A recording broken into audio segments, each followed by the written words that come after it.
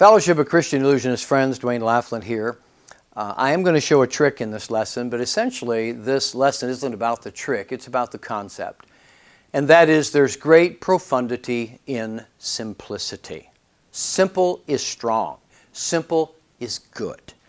And there is a tendency for magicians to overcomplicate things, especially if you're trying to impress other magicians. You want to add on some move that they've not seen before. Or you want to take 3 or 4 additional steps to prove something isn't possible to further convince the magicians, when only 1 or 2 steps would have been fine for the audience. And I think when it comes to the classic cut and restored rope, this is a place for us to do some serious thinking. There are so many variations on the cut and restored rope nowadays, and so many extra things you can do. And I've seen a lot of people do 5, 7, even longer routines than that with the cut and restored rope.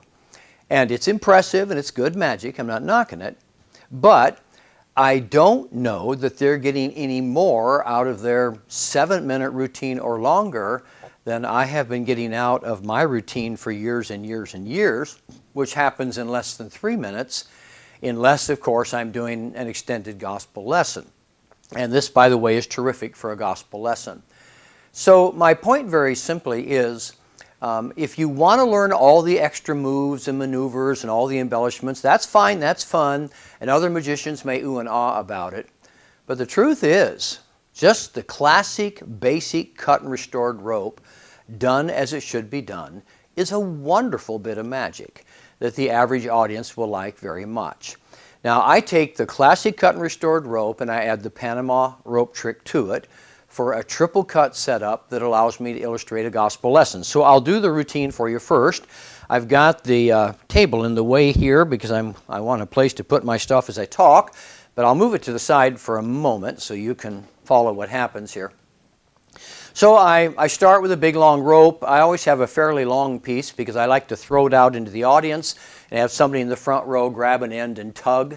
And I talk about how in the beginning God created man to have a wonderful, strong relationship, and talk about Adam and Eve and their relationship with God. Then I bring the rope back on stage. I usually kind of twirl it around a little bit and joke about it looking like a serpent and talk about Satan's deception of Adam and Eve. And then I get to the point of the story where Adam and Eve did not do what God told them to do.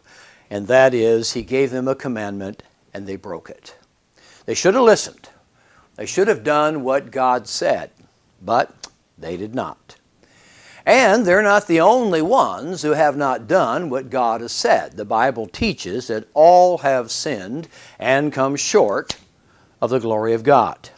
We are all sinners in need of a Savior. And I'm trying to keep the verbiage a little bit brief here because I'm assuming you'll understand the lesson and be able to go with it. So the point is, Adam and Eve were separated from God by their sin, and so all of us have been separated from God by sin. What can we do about that? Well, some people think if you can just be a good person, that will restore your relationship with God and make things as they should be. Well, I've tied a knot because being good is not the answer. And I quote Ephesians 2:8 and 9. You're saved by grace, not yourselves. It's the gift of God, not of works. So if it's not being good that gets us to heaven, what is it? So now I tie another knot, and I say, well, here's what some people think. They think that going to church is the answer. If you go to church, you'll end up going to heaven. And I've created another knot because church also is not the answer. Church is very important, but church isn't the thing that gets you to heaven. It's not the thing that brings about your salvation. Something else has to happen to know you'll be in heaven. What is that? We tie another knot, and we say, here is another knot, and that is the idea that you need to give money. You know, it's kind of like you got to purchase your ticket to heaven by contributing to the right causes. So now what we have here is the rope that, in the mind of the audience, has very definitely been cut 3 times, 3 big knots. And I say these things are not the answer. What is the answer? John 14:6, Jesus said, I'm the way, the truth, and the life. No man comes to the Father but by me. So should you trust your church to get to heaven? Do not. Do not do that, because church isn't the answer. Learn from church. Let church be a blessing to you. Be faithful to God and attend church, but understand something else has to happen if you're going to be in heaven. How about being good? How important is that? Well, it's important, but it's not enough. Giving money, is that important? Uh-oh. Did I cut the rope? Money must be important. No, it's not that important, no. The way to have the solid, strong relationship with God that you were created to have from the very beginning is only through knowing Jesus Christ as your Lord and Savior. So that's how the message goes. And again, I'm trusting that you understand the gospel and the message to be able to take that concept and do something with it. Now about the handling. It's very simple. The first cut is the classic cut that you can learn in any book on rope magic. So I'm not going to try to teach it here. I'm just going to show it so you know what I'm talking about. It's the one where you run your thumb and forefinger through the rope. As you come up behind, you grab a piece, drop off the loop, and pull the short end of the rope up. And you should be familiar with that. But a thing I did, I learned from Dick Osland, who was a wonderful friend and very good to me to teach me things a long time ago. I don't cut it till bringing up the loop the third time, and the first 2 times I bring up the loop, I don't do the move. I just bring it up quite blatantly. And then I drop it and talk again about what Adam and Eve did. I bring up the loop. I might even turn my hand this way. It's basically settling in the mind of the audience that that's all I'm doing, so they relax. So then the last time when I bring it up and I do the move, which brings up the end of the rope rather than the middle, by then they've come to believe that's a totally insignificant thing that has nothing to do with the trick. So I cut this piece of rope, and I'm going to come up a little closer to the camera. Something that I do that I think is different than many do is I do not tie the knot around the rope like that, because I want the knot to pop off, and if you do that, it won't pop off. So instead, turn around here and try to get in front of the camera where you are. There we go. I take this edge of the piece out, so now I've got this and this.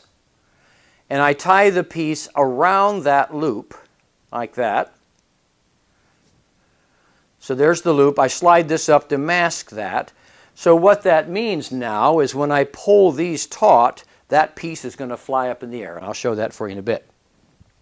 Okay, then the Panama part. The Panama rope trick is a very simple concept. And that is you tie a knot, but notice you keep these 3 fingers gripping the end of the rope when you tie it, because you don't want to forget what part is the end of the rope and what part is not the end of the rope. So see, my 3 fingers have kept gripping this. Here's where they are.